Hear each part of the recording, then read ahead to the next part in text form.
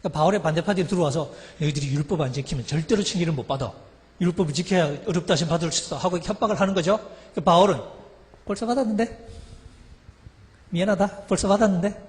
그렇게 한다는 거예요.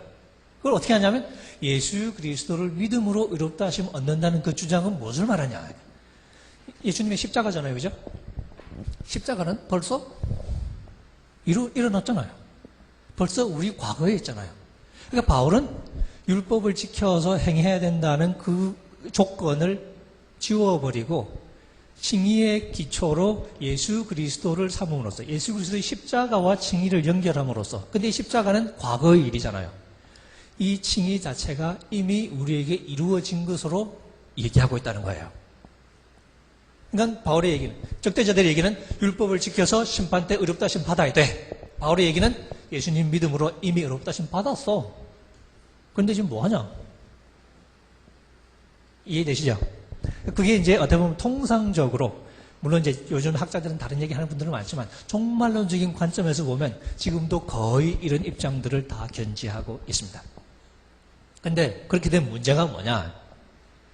그럼 바울은 이제 율법을 지켜서 의롭게 돼야 된다는 소위 야고보식의 입장하고 대결을 하는 거예요.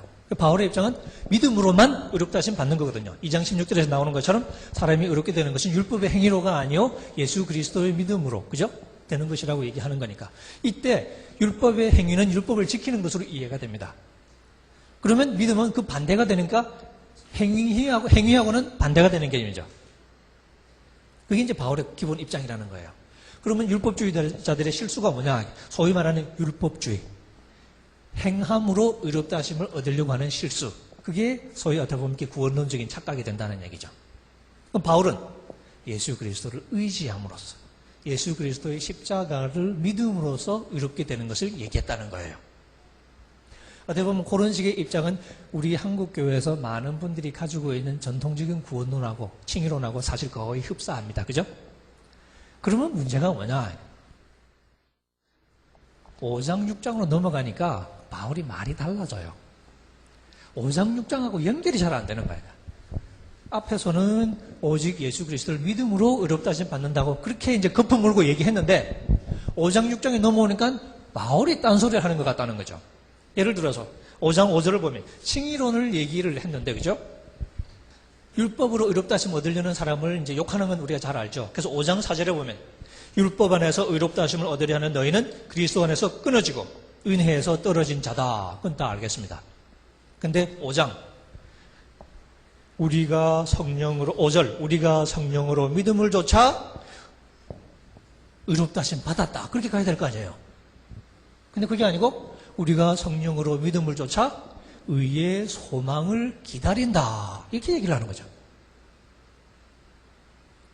이게 얘기가 좀 달라지는 거죠. 학자들은 대개 이 부분이 바울의 갈라디아서의 칭의론의 관점 자체를 요약하고 있는 부분이라고 생각을 합니다. 저도 마찬가지죠. 그러면 자기의 기본 입장을 요약하는 가장 결정적인 대목에서 의의 소망을 기다린다. 이러고 나가면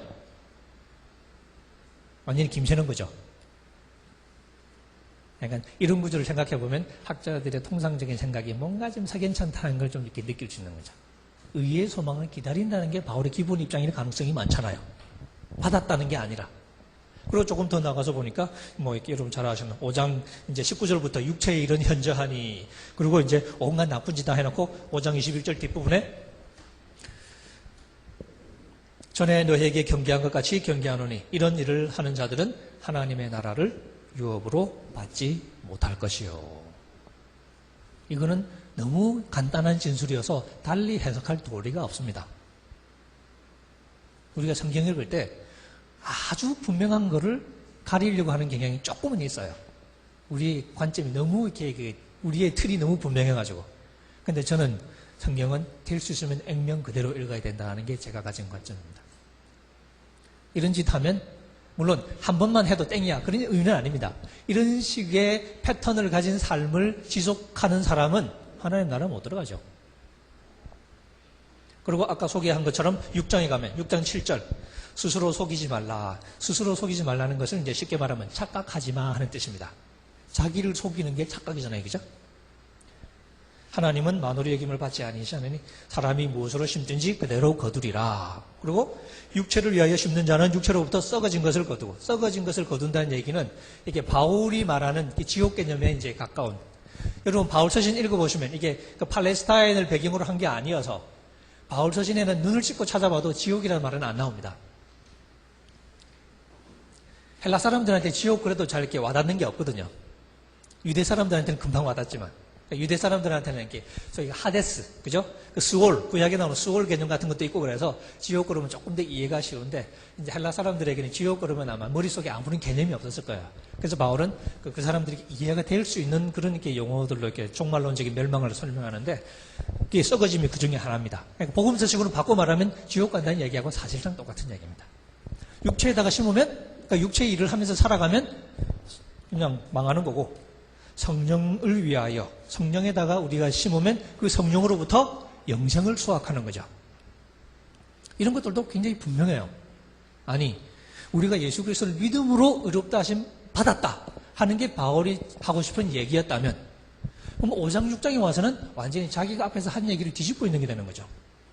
우리가 성령으로 의의 소망을 기다린다 받은 게 아니라는 얘기죠. 그리고 이런 짓 하는 사람은 하나님 나라를 상속받지 못한다. 이미 의롭다 하심 받았다며. 그럼 어떻게 된 거예요? 그리고 육체에다 심으면 국물도 없다. 성령에다 심어야 영생을 거둔다. 그럼 우리 의롭다 하심 받은 건 뭐냐? 안 맞습니다.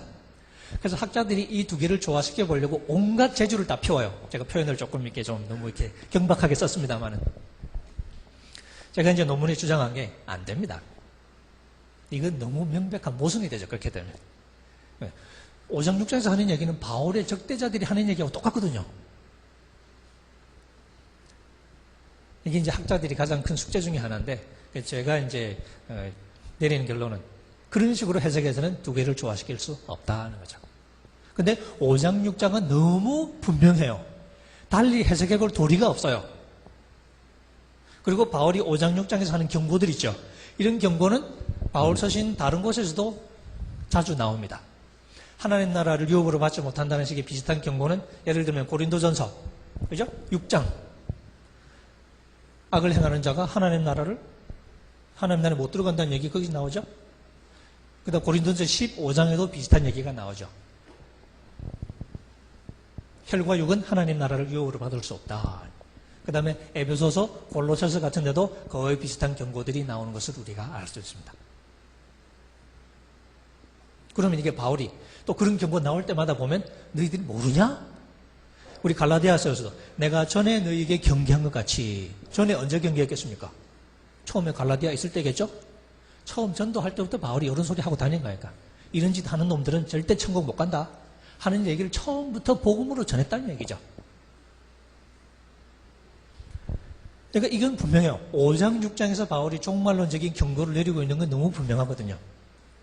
근데 이것과 이제 3, 4장을 연결시키려면 3, 4장을 통상적으로 그렇게 해석해서는 안 되는 거라는 얘기죠. 그러면 이제 제가 다시 묻습니다. 정말로 바울이 3, 4장에서 예수님을 믿음으로 이미 의롭다 하심 얻었다는 것을 바울이 강조하고 싶어 했느냐? 그리고 제가 3, 4장을 읽어보니까 아닌 것 같아요. 제가 읽어보니까. 제가 이렇게 간단하게 말씀드리지만 제가 박사학위 논문을 쓰는 과정에서 이게 저한테는 제일 어려운 과정이었습니다. 원래는 제가 다른 주제로 갈라디아서를 가지고 논문을 쓰고 있었습니다. 다른 주제로. 예를 들면 이렇게 6장 2절에 보면 그리스도의 법을 성취하라 하는 표현이 나오죠. 그 그리스도의 법, 그리스도와 율법이 계속 반대되는 것 같다가, 그죠? 6장 2절에 오면 그리스도의 법이라는 개념으로 율법과 그리스도가 딱 합쳐지거든요. 그게 이게 굉장히 중요한 구절이 됩니다. 제가 그거 가지고 1년 반 가까이 작업을 했었어요. 초대교회 교부들 글도 뒤지면서 막 페이퍼도 쓰고 막 그래서 이렇게 하다가 갈라디아서를 계속 읽게 되는데 갈라디아서를 자꾸 읽어보면서 보니까 3, 4장을 그렇게 해석해가지고는 전통적으로 학자들이 이미 의롭다 하심 받았다 이런 식으로 해석해가지고는 연결이 안 되는 거니까. 그리고 실제로 3, 4장을 읽어보니까 그렇게 얘기하고 있다는 흔적이 저한테는 안 보여요. 이상한 얘기지만. 근데 학자들은 대부분 그렇게 얘기를 하고 있고, 그래서 제가 이제 계속 다시 읽습니다. 읽고 또 읽고, 외로워도 슬퍼도 저는 안 웁니다. 읽고 또 읽고. 그렇게 이제 읽으면서 이제 다른 사람하고 대화를 기회가 생기죠. 대화를 해보고 학회 가서 제가 이제 그 박사 과정 때 이제 한번 이렇게 그 발표를 한 적이 있는데 발표를 이렇게 해보니까 그때 이제 질문을 하더라고요. 여러분 이렇게 성함을 들어보셨는지 모르겠는데 지금 제임스 던 후임으로 가 계시는 그 존 바클레이라는 그 학자가 있는데 그분도 그렇고 여러분 한국에 잘 알려진 그 톰 라이트, NT 라이트 있죠. 톰 라이트 그분도 이제 질문 하고 막 그러셨는데 그런 질문들을 통해서 제가 성경 본문으로 이렇게 대답하는데 제가 어려움을 이렇게 못 느꼈어요. 그러면서 저는 이렇게 내가 지금 읽는 것이 오히려 일관성이 있다 하는 생각을 점점 더 강하게 하게 됐고 그런 확신이 좀 더 커져서 결국은 논문을 쓰게 된 거예요. 근데 이제 실제로 그 과정에서는 개인적으로 굉장히 많이 좀 이렇게 그 불안한 건 사실이었습니다. 왜? 다른 사람들이 워낙 전체적으로 다른 목소리를 내고 있는 상황에서 내가 읽는 게 과연 맞는가 하는 그런 게 의구심이 당연히 들겠죠. 이 물을 거슬러 가야 되는데. 그런데 5장, 6장은 너무 분명하잖아요. 그리고 3, 4장은 애매하거든요. 그리고 제가 다시 읽으면서 어떻게 3, 4장이 설명이 되는 거예요. 그 부분을 조금 제가 이렇게 시간 남는 대로, 되는 대로 여러분하고 같이 좀 이렇게 설명을 하겠습니다. 갈라디아서의 칭의론, 미래적인 것이라는 것을 일단 우리가 인식하는 게 중요한데, 제가 5장 5절을 설명했습니다만은, 갈라디아서에서 바울이 이미 의롭다 하심을 얻었다는 얘기를 갈라디아서에서는 하지 않고 있다는 것을 우리가 좀 이렇게 인식할 필요가 있습니다. 이게 어려운 게 뭐냐면 우리는 성경을 읽을 때 로마서부터 읽습니다. 로마서가 제일 먼저 나오거든요. 근데 로마서에서는 이미 의롭다 하심을 얻었다는 게 너무 분명해요.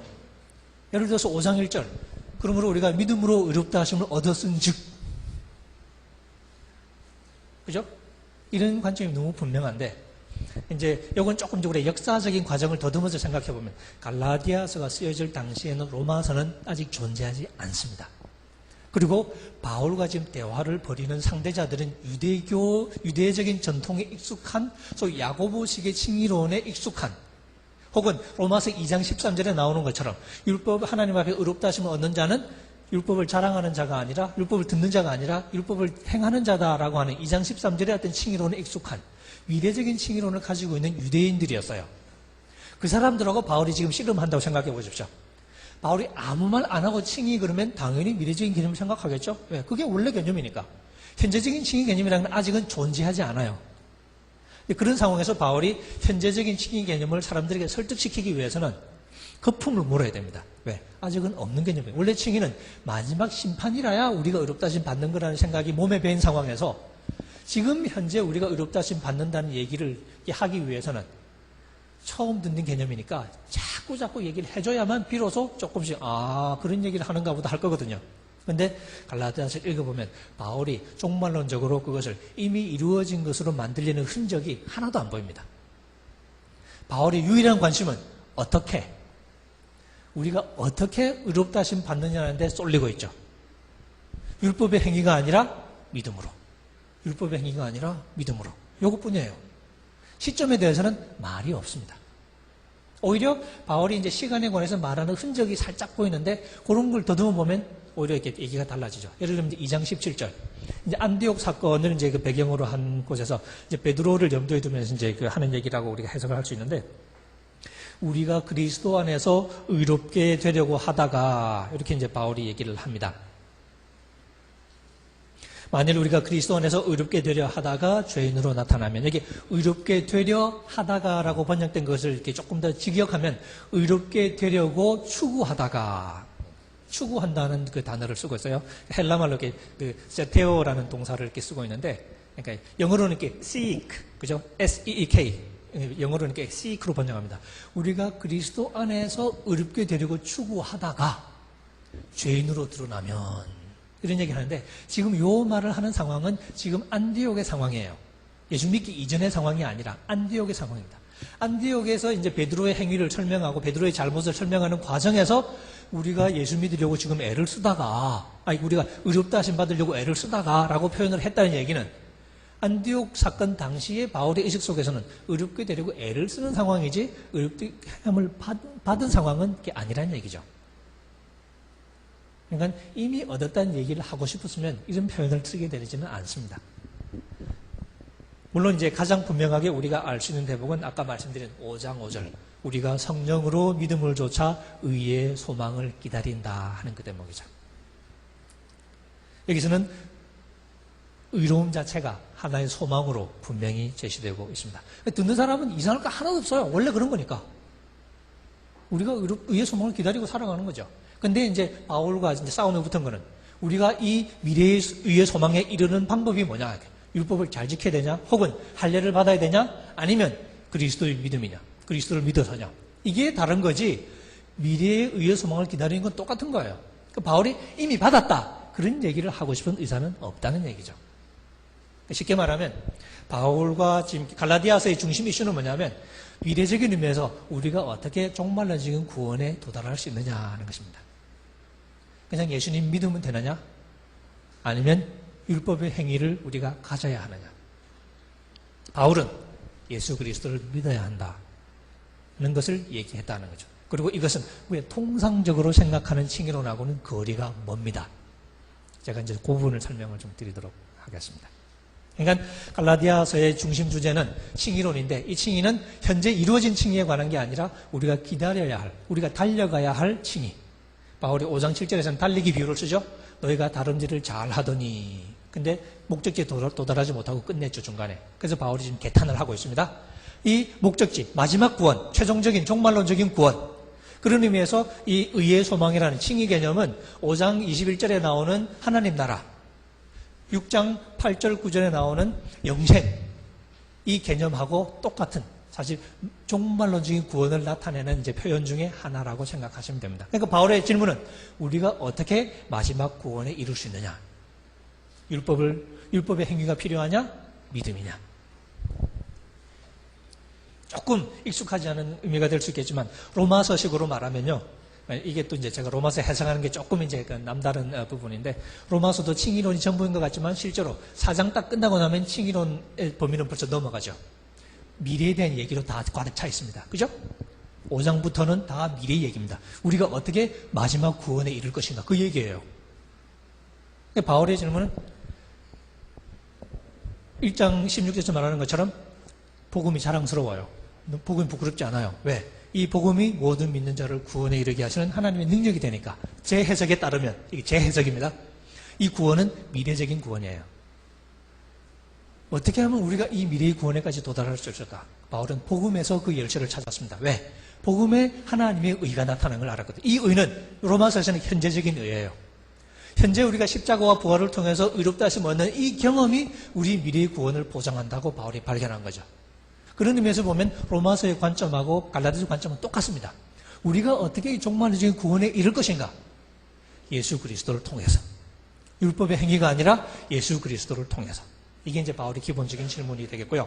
그러면 율법의 행위가 아니라 예수 그리스도를 통해서 혹은 믿음을 통해서라는 게 무슨 말이냐? 우리가 흔히 생각하는 것처럼 아멘 하면 다 되는 거냐? 우리는 여전히 사고치고 제가 표현을 조금 험하게 써도 용서해 주십시오. 우리가 여전히 우리 인생 개판치고 살아도 아멘 하면 되는 거야. 왜? 예수님이 나 대신 다 해주시는 거기 때문에. 그게 대속적인 신앙이라고 생각합니다. 그럼 바울이 지금 그 얘기하고 있는 거냐? 율법 지키려고 하지 마, 이 나쁜 놈들아. 그게 니네 실수야. 그건 율법주의야. 교리에 어긋나. 뭐 해야 돼? 하지 마. 믿어. 그겁니까? 근데 그러고 나니까 5장 6장은 또 안 맞아요. 나중에 또 하래잖아. 그럼 하지 말랬다가 하랬다가. 그건 뭐야? 이렇게 되는 거거든요. 학자들은 두 가지 구분하려고 하죠. 율법 지키는 거하고 믿음의 순종하고는 다르다 그럽니다. 근데 과연 다를까요? 제가 교회에서 열심히 사랑하려고 애를 씁니다. 제 목사님이 저를 딱 보면서 고민에 빠졌어요. 제가 지금 율법을 지키려고 열심히 사랑해가지고 의롭다 하심 받으려고 저러는 건가? 아니면 은혜를 받고 감사한 마음으로 그냥 그러는 건가? 그게 달라지나요? 목회적인 차원에서는 아무 의미 없는 질문이죠. 바울의 고민은 제가 율법을 지키려고 그러나 아니면 그리스도의 법을 지키려고 그러나 이게 고민이 아니라 율법이고 그리스도의 법이고 쟤는 왜 안 지키지? 바울의 고민은 불순종이 고민이지 뭐 이렇게 율법적 순종 이런 게 아닌 거거든요. 그러면 믿음으로 우리가 의롭게 된다는 것, 믿음으로 의의 소망에 도달한다는 것은 도대체 무슨 뜻이냐? 하는 질문을 해보는데 그 질문을 간략하게 한번 살펴보겠습니다. 여러분 그 강의한 일단 4페이지를 보시면요. 제가 3번의 제목을 성령의 원천으로서의 믿음이라는 제목을 달았습니다. 바울이 믿음을 강조하는 이유가 뭘까요? 읽어보면 될 거 아니에요. 바울이 하는 소리를 들어보자는 얘기죠. 뭐 오직 믿음을 하고 교리적으로 나가지 말고 제일 처음 3장 2절 일단 이 부분은 성경을 3장 1절을 한번 보십시다. 3장 1절은 바울이 1, 2장에서 자전적인 얘기를 끝내고 그 다음에 2장 16절 이후에 처음 이제 그 이신칭의에 관한 주제적인 진술을 끝내고 이제 갈라디아 교인들의 얼굴을 딱 쳐다보면서 갈라디아 교인들의 따귀를 한 대 때리는 대목입니다. 그러니까 변죽을 쭉 이제 어떻게 보면 이제 분위기를 쭉 지금까지 잡아왔어요. 3장 1절 들어오면서 일단 한 대 주워 패고 이 나쁜 놈들아. 그리고 지금 시작하는 대목이라고 말할 수 있습니다. 그러니까 논증적으로 말하면 어리석도다 갈라디아 사람들아. 우리 한글 성경이 다 좋은데 뭐 다 좋지는 않습니다만 좋은 건 많은데 안 좋은 것도 있는데 한 가지가 너무 점잖게 번역을 했어요. 느낌이 잘 안 살아요. 이 멍청한 놈들아. 요즘 그 젊은 사람들이 쓰는 표현을 쓰면 네 머리는 장식품이냐? 안 돌아가냐? 바울은 지금 답답해 미치는 거예요. 너무너무 간단한 사실을 갈라디아 교인들이 모르고 있다고 하는 겁니다. 예수 그리스도께서 십자가에 못 박히신 것이 너희 눈앞에 밝히 보이거든 누가 너희를 깨더냐. 십자가에 못 박히신 게 눈앞에 보입니다. 돌아가셨는데 그게 왜? 십자가 보면 분명해야 되거든요. 십자가가 뭐 어쨌길래? 3장 2절에 보면 그 이유가 설명이 됩니다. 내가 너희에게 다만 이것을 알려 하노니. 이 표현을 조금 이제 쉽게 설명하면요. 여러분들 이제 누구랑 싸울 때 내가 요거 하나만 딱 물어볼게. 그런 말 하실 때 있죠. 그거 한 가지만 분명히 해주면 게임 끝나는 가장 결정적인 것을 건드릴 때 쓰는 표현이 내가 이거 하나만 딱 물어보자. 그죠? 그거하고 똑같은 표현입니다.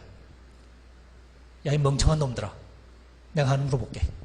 성령 어떻게 받았냐? 그죠? 바울의 의식 속에서 지금 칭의에 관한 어떻게 우리가 의의 소망에 도달할 수 있냐는 질문을 답하는 게 좀 중요하거든요. 근데 거기서 바울이 성령 얘기를 들고 나와요. 그러니까 아직 구체적으로 설명은 안 됐지만 성령이 아마 칭의, 의의 소망에 이르는데 가장 결정적인 열쇠가 된다고 바울이 지금 생각하고 있는 것이 드러나기 시작하죠. 근데 문제는 우리가 지금 중요한 게 믿음이죠. 2절 내가 너희에게 다만 이것을 알지 않으니 너희가 성령을 받은 것은 율법의 행위로냐 듣고 믿음으로냐. 율법의 행위와 듣고 믿음. 그죠? 이 두 가지가 싸웁니다. 뭘 놓고 싸웁니까? 뭘 가지고 싸우죠? 성령 어떻게 받았냐는.